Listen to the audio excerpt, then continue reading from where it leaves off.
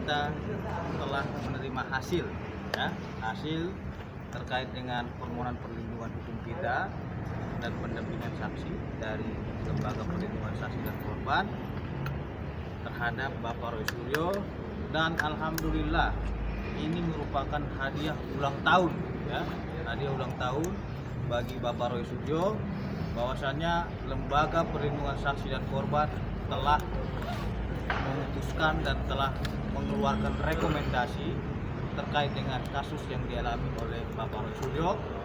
Untuk itu kami mengucapkan ribuan terima kasih kepada Bapak Ketua Lembaga Perlindungan Saksi dan Korban, Bapak Hasto Adimojo, Bapak Wakil Ketua, Bapak Brigjen Pol Purnawirawan Ahmadi, beserta dengan komisioner lainnya dan seluruh jajaran staf Lembaga Perlindungan Saksi dan Korban yang hari ini kami lihat sangat objektif sekali dalam melihat permasalahan ini dan menelaah secara mendalam. Jadi sekali lagi saya tegaskan selaku penasihat hukum Bapak Roy Suryo, surat keputusan hari ini dan hasil yang kami terima hari ini bukan ujuk-ujuk dimasukkan pada hari ini. Tidak. Kami melalui tahapan-tahapan yang panjang, melalui tahapan-tahapan maupun prosedur-prosedur yang lama, sehingga surat kami membuahkan hasil dan diberikan perlindungan hukum kepada Bapak Roy Suryo. Yakni dari segi bukti-bukti telah kita ajukan, dari segi data-data maupun pelaku utama yang menyebarkan ataupun membuat foto meme tersebut, dan kita juga sering diundang ataupun dimintai keterangan ke LPSK berkali-kali, dan kita tidak pernah mendesak LPSK agar mengeluarkan, tidak, kita menyerahkan sepenuhnya kepada LPSK, dan kami melihat LPSK sangat objektif dan menelaah secara mendalam, dan keputusannya pada hari ini memberikan perlindungan hukum kepada Bapak Roy Suryo sesuai dengan pasal 10 ayat 1 dan ayat 2 Undang-Undang Nomor 31 Tahun 2014 tentang perlindungan saksi dan korban. Dan terkait dengan keputusan tersebut, Lembaga Perlindungan Saksi dan Korban pada tanggal, ingat ya, pada tanggal 18 Juli 2022 telah melayangkan ataupun mengirimkan rekomendasi kepada Polda Metro Jaya terkait dengan perlindungan hukum dan hasil keputusan yang dilakukan oleh Lembaga Perlindungan Saksi dan Korban terkait dengan permohonan Bapak Roy Suryo, dan alhamdulillah rekomendasinya telah dilayangkan pada tanggal 18 Juli 2022, dan hari ini juga kami telah menerima keputusan tersebut. Dan tentunya nanti mengenai keputusan tersebut Bapak Roy Suryo yang akan menyampaikan sebagai hadiah ulang tahun beliau. Terima kasih. Terima kasih. Sekali lagi terima kasih. Alhamdulillah atas kehadiran rekan-rekan semuanya di kantor Lembaga Perlindungan Saksi dan Korban di Jalan Raya Bogor, Kalimantan Timur. Ya, pertama-tama kita aturkan alhamdulillah puji syukur kepada Tuhan Yang Maha Kuasa, Allah Subhanahu wa taala yang telah memberikan berkahnya, telah memberikan rahmatnya kepada kita semuanya, juga termasuk kepada teman-teman semuanya, dan khususnya kepada kuasa hukum saya dan tim yang hari ini mendampingi saya. Tentu ucapan terima kasih juga saya dan kami haturkan kepada Ketua Lembaga Perlindungan Saksi dan Korban LPSK, yaitu Bapak Hasto Adimojo Al-Hajj, ya, Haji, yang sekarang posisi beliau juga masih berada di Tanah Suci, ya. Kemudian kepada Pak Brigjen Purnawirawan Ahmadi, Wakil Ketua LPSK, dan tim, termasuk tadi yang ada di dalam ada Pak Syahrial, Pak Faili, dan juga Pak Paskalis yang menerima kami semua. Kenapa kami cepat tadi? Karena sudah ada beberapa teman tadi yang ketemu dengan saya dan tim sebelumnya. Karena memang kami datang hari ini adalah untuk menerima hasil, dan terus terang ini lillahi ta'ala teman-teman, saya tadi belum tahu hasilnya apa, ya, benar-benar belum tahu, dan kami surprise, kami sangat berterima kasih, puji syukur kepada Tuhan Yang Maha Kuasa. Suratnya sudah terima, ya, dan isi suratnya begini. Jadi kenapa kami harus mengajukan ke LPSK, ya, karena tadi ada yang belum datang. Tanggal 7 Juni itu ada meme yang beredar di media sosial, ya, meme yang melakukan rekayasa terhadap salah satu stupa di Candi Borobudur, ya, orang menyebutnya itu Rupang Buddha dan sebagainya, dan sebagainya. Tanggal 8 sudah ada media massa yang memuatnya, ya, dan itu sudah viral di mana-mana. Tanggal 9 diunggah lagi oleh orang yang lain, dan tanggal 10 ada orang lain lagi yang mengunggah, dan itu mentionkan kepada saya langsung. Berdasarkan mention itu, saya kemudian memang melakukan repost, ya, artinya pemuatan ulang gambar-gambar yang sudah pernah termuat tadi, tanpa saya rekayasa apapun, ya. Bahkan mereka saya tertawakan. Jadi yang saya tertawakan adalah mereka, para netizen. Dengan saya tetap kritik sosial di atasnya 100 karakter lebih, karena Twitter itu hanya 140 karakter. Saya mostly itu mengkritik rencana kenaikan tarif naik Candi Borobudur, ya. Dan itu saya posting pada tanggal 10 Juni. Nah, 11, 12, 13 aman, tidak ada masalah. Mendadak 13 malam mulailah ada buzzer provokator yang kemudian menuduh saya melakukan penistaan agama. Langsung mereka menuduh saya, dan kemudian rame di sosial media. Tanggal 14, atas dasar pemikiran saya yang mendalam, ya, saya turunkan, saya hapus postingan itu karena saya tidak ingin ada orang-orang yang salah terima atau terganggu. Saat itu juga berdasarkan rekomendasi atau saran dari kuasa hukum saya pun memohon maaf kepada seluruh masyarakat Indonesia, utamanya kepada umat Buddha yang mungkin menjadi terkena imbas dari kasus posting. Padahal saya sama sekali tidak ada mens rea atau apalagi mens rea, niat sedikit pun untuk melakukan terhadap komentar terhadap Rupang Buddha itu tidak ada sama sekali, karena saya mengkritik itu kenaikan tarif tiket. Tapi ternyata provokasinya luar biasa besar. Supaya tidak ini kemudian menjadi besar, maka atas inisiatif kami dan atas saran kuasa hukum saya, tanggal 16 Juni, ya, kami melaporkan 3 akun itu ke pengunggah pertama itu ke kepolisian daerah khusus Ibu Kota Jakarta atau Polda DKI Jakarta, dan diterima pada tanggal 16 Juni. Tidak hanya itu, ya, laporan itu sudah terregister, dan bahkan pada tanggal 16, 17 atas bantuan teman-teman media juga, beberapa TV juga menayangkan permohonan maaf saya dan klarifikasi saya, terima kasih, ya.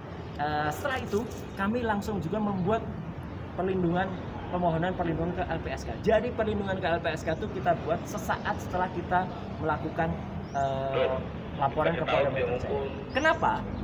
Karena saya melaporkan orang-orang dan ternyata benar, ya. Dan kita memang tidak pernah cerita. Mohon maaf teman-teman, kepada teman-teman, kami tidak membuka komunikasi kami dengan LPSK ini kepada teman media, karena biarkan teman-teman LPSK ini bekerja profesional, clear, dan itu benar sekali profesional. Tanggal 22 Juni, nah, mulailah surat menyurat administratif dengan LPSK itu kami lakukan, ya. Jadi artinya setelah menerima tanggal 22 Juni ada klarifikasi, dan klarifikasi terakhir yang kami lakukan pada tanggal 6 Juli. Jadi teman-teman bisa lihat, 6 Juli. Jadi semenjak pertama kami laporkan, klarifikasi 22 Juni, terus 6 Juli, itu pun langsung dengan bukti-bukti. Baru pada tanggal 18 Juli, alhamdulillah, itu bertepatan dengan 54 tahun yang lalu saya dilahirkan di muka bumi ini, ya. Terbitlah rekomendasi LPSK. Dan yang paling penting dari rekomendasi LPSK itu adalah di sini di halaman 2 yang menyebutkan pada pasal 10 ayat 1 dan ayat 2 Undang-Undang Nomor 31 tahun 2014 dari LPSK tentang perlindungan kepada saksi dan korban, yang menyatakan bahwa LPSK memang bertujuan untuk melakukan perlindungan terhadap saksi dan korban, tidak dapat dituntut. Bila ada tuntutan, maka tuntut pun harus, ayat 2, harus menunggu sampai kasus tersebut mendapatkan kekuatan hukum yang tetap atau inkrah. Jadi kasus kami harus diproses dulu sampai dengan selesai, clear, sampai dengan apabila ada tuntutan terhadap saya, ya. Sehingga pembuat pertama ini klik tahu siapa, dan teman-teman juga sudah tahu bahwa saya pada tanggal 14 Juli yang lalu sudah menjelaskan secara detail kepada Polda Metro Jaya siapa sebenarnya di balik 3 akun itu. Tidak hanya nama akunnya, aktivitas di sosmednya, semua akun dia, Facebooknya, kemudian WhatsApp grupnya, nomor handphonenya, bahkan nama alias dia, dan bahkan nama asli dia, sekaligus posisi dia, sudah saya sampaikan kepada para penyidik di Polda Metro Jaya. Jadi clear banget. Jadi saya dengan sangat dilebarkannya pada tanggal 14 kemarin, panjang sekali pemeriksaan saya, ya, ada 38 pertanyaan itu karena detail sekali saya sampaikan. Jadi niat baik itu saya wujudkan juga dengan satu menyampaikan kepada Polda Metro Jaya. Dan alhamdulillah sekali lagi 4 hari berikutnya tanggal 18 Juli 2022 hadiah ulang tahun dari LPSK ini terbit ya gitu, dan kemudian surat ini sudah dikirimkan juga kepada Polda Metro Jaya ya gitu. Jadi apapun itu yang terjadi, saya sekali lagi bersama kuasa hukum berterima kasih kepada LPSK dan menyerahkan sepenuhnya perlindungan ini kepada LPSK. Sekali lagi teman-teman semua, ini bukan ujuk-ujuk, ini bukan mendadak. Saya juga tidak memanfaatkan apapun selaku misalnya mantan apa, enggak sama sekali. Ya murni, ini saya rakyat biasa, datang bersurat, berkonsultasi, datang di sini diterima staf, ditelaah. Akhirnya alhamdulillah memang tanggal 6 Juli yang lalu diterima wakil ketua LPSK ya, selangsung karena ketuanya berada di Tanah Suci, jadi makanya saya baru tahu kalau Pak Hasto berada di Tanah Suci. Dan kemudian ya kita doakan kepada Pak Hasto Mojo dan seluruh LPSK, moga-moga diberikan kelancaran. Amin. Sekali lagi terima kasih teman-teman atas kehadirannya. Kalau ada pertanyaan silahkan, kalau nanti ada yang makan memfoto ini juga silahkan. Izin bertanya, saya Muazzam dari Totulis. Silakan. Ya. Mau tanya, tadi kan Bapak sebut ada bukti-bukti yang diserahkan. Ya. Kalau boleh tahu itu apa aja tuh Pak? Baik, itu sudah masuk ranah hukum. Ya, saya tidak ingin mengganggu petugas kepolisian, tapi yang jelas Polda Metro Jaya sudah sangat detail menerima bukti itu. Ya gitu, tentang 3 akun pelaku. Jadi nama akun pelakunya apa, saya kira teman-teman sudah tahu semua. Bukan bukti-bukti soal teror yang Bapak. Oke. Teror sudah saya sampaikan ke LPSK ya. Saya hanya bisa menyampaikan bahwa teror yang saya terima tidak hanya berupa teknis, tapi juga berupa non teknis. Saya tidak akan menjelaskan non teknis itu apa, tapi saya kira teman-teman bisa merasakan teror non teknis itu apa yang terjadi di Republik ini. Apapun bisa terjadi. Supranatural Pak. Saya senyum saja. Nah, kedua soal ini Pak, apakah akan melaporkan pihak-pihak yang melakukan teror ini? Saya serahkan pada kuasa hukum, tapi saya orang yang biasanya cool, menghormati hukum, tidak akan main lapor-laporan, ya, tidak akan main tolak-tolakan, tidak akan main sakit-sakitan, ya gitu. Kalau ada undangan ya kami datang.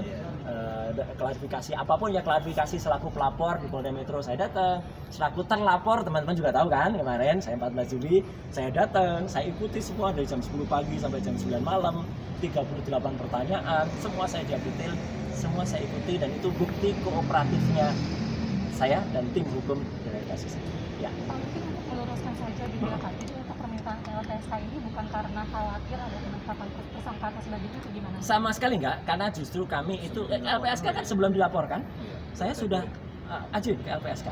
Dan kenapa? Karena kami itu menunjuk akun. Akun kan ada orangnya. Meskipun akun itu akun, katakanlah akun apa ya, ibaratnya bukan akun real ya gitu ya, istilahnya anonim ya, tapi kan tetap ada orang di baliknya, dan saya tahu orang di baliknya siapa akhirnya kan.